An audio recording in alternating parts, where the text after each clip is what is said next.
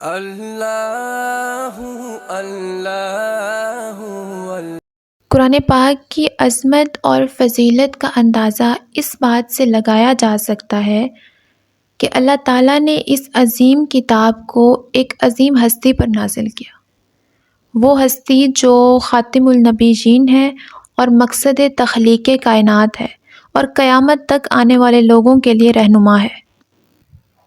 قرآن پاک سے پہلے کچھ صحیفے نازل کیے گئے، بہت سی کتابیں پہلے بھی آئیں قرآن پاک سے، لیکن اللہ تعالیٰ نے ان کتابوں کو، ان صحیفوں کو خاص وقت کے لیے اور خاص لوگوں کے لیے مقرر کر دیا۔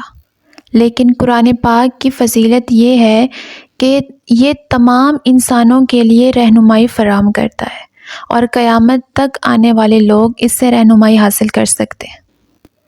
قرآن پاک پڑھنے کی بہت زیادہ فضیلت بیان کی گئی ہے۔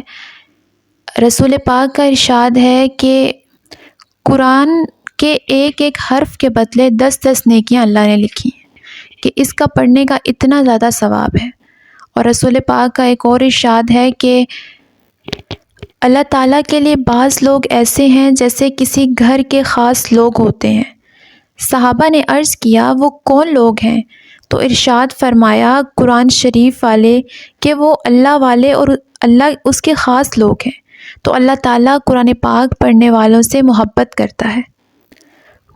قرآن پاک اب ایک ایسی کتاب ہے جس میں ہر مسئلے کا حل ہے، وہ آپ کو زندگی کا ہر پہلو فراہم کرتا ہے۔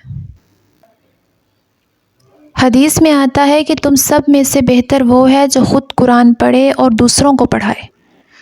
تو کوشش کرنی چاہیے کہ ہمیں قرآن زیادہ سے زیادہ پڑھنا چاہیے اور قرآن کا حق ادا کرنا چاہیے۔